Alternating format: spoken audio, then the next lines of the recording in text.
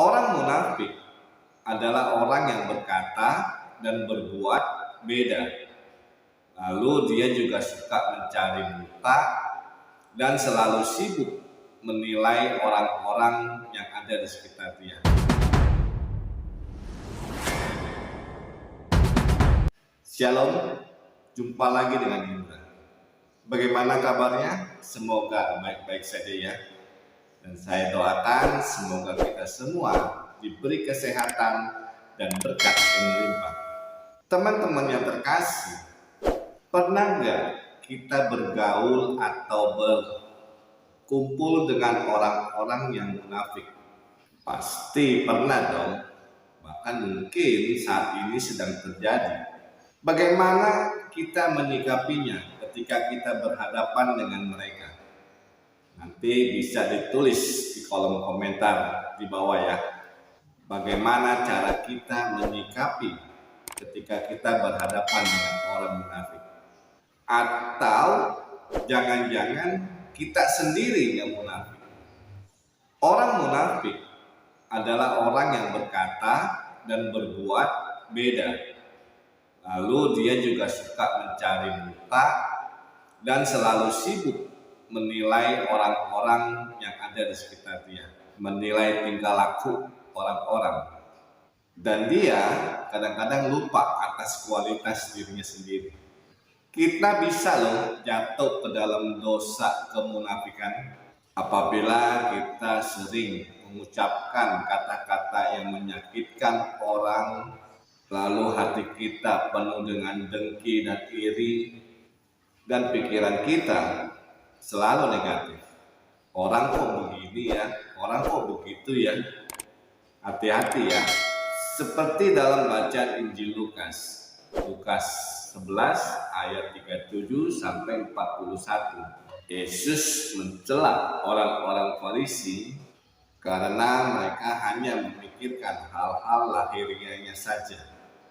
Mari kita lihat kisahnya. Inilah Injil Kristus menurut Lukas bab 11 ayat 37 sampai 41. Ketika Yesus selesai mengajar, seorang Farisi mengundang dia untuk makan di rumahnya.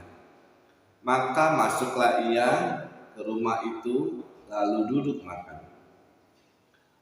Orang Farisi itu melihat hal itu dan ia heran karena Yesus tidak mencuci tangannya sebelum makan. Tetapi Tuhan berkata kepadanya, "Kamu orang-orang Farisi, kamu membersihkan bagian luar dari cawan dan pinggan, tetapi bagian dalammu penuh rampasan dan kejahatan. Hai orang-orang bodoh, bukankah dia yang menjadikan bagian luar? Dia juga yang menjadikan bagian dalam. Akan tetapi, berikanlah isinya sebagai sedekah, dan sesungguhnya semuanya akan menjadi bersih bagimu." Demikianlah Injil Tuhan. Terpujilah Kristus. Dari kisah ini, sebetulnya kita dapat belajar untuk menilai seseorang. Kita tidak bisa melihat dari tampak luarnya saja, tetapi kita harus melihat buah-buah apa yang dikeluarkan dari orang tersebut. Dan dalam kisah yang tadi kita baca, di situ dikatakan orang Farisi mengundang Yesus ke rumahnya. Kemudian Yesus masuk, lalu duduk, kemudian langsung makan.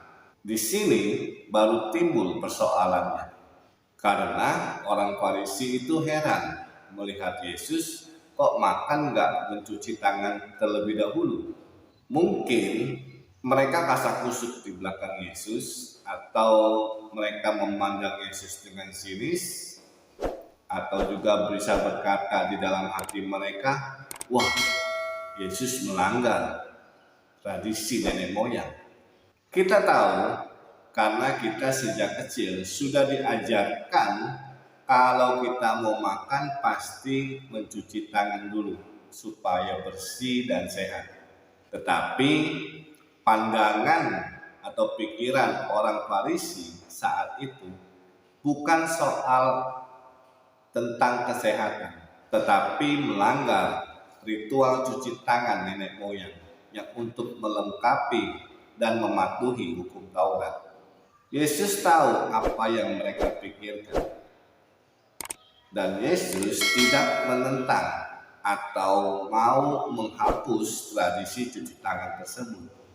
Hai kamu orang Farisi, dan bla bla seterusnya yang tadi kita baca ya. Yesus ingin mengajar dan menunjukkan bukan hal-hal lahiriah saja yang dapat membuat seseorang itu terlihat suci dan bebas dari dosa, melainkan dari dalam, yang lahir dari hati dan jiwa. Itulah yang menyucikan. Maka apa yang keluar dari hati, berikanlah itu sebagai persembahan yang terbaik. Dan dari kisah ini pun kita bisa merefleksikan di dalam kehidupan kita sehari-hari. Apakah saya penuh dengan kemunafikan atau kepalsuan gara-gara hanya ingin dipuji orang atau dianggap baik? Terkadang keinginan itu untuk dipandang orang lain itu ada. Kita kadang-kadang bisa bersikap manis dan baik kepada seseorang. Tetapi pertanyaannya, kalau tidak ada orang yang melihat, bagaimana? Apakah kita tetap bisa manis dan baik kepada orang lain? Mari teman-teman yang terkasih, kita mengkoreksi diri kita. Bila hati kita ini bersih, maka sikap dan perbuatan kita otomatis akan bersih juga. Tetapi jika kita hanya memperhatikan apa yang tampak dari luar, maka kesombongan itu akan muncul di dalam hati kita. Teruslah baca kitab suci, berdoa setiap hari, semoga kita bisa menjaga kesucian hati. Terima kasih, Tuhan memberkati.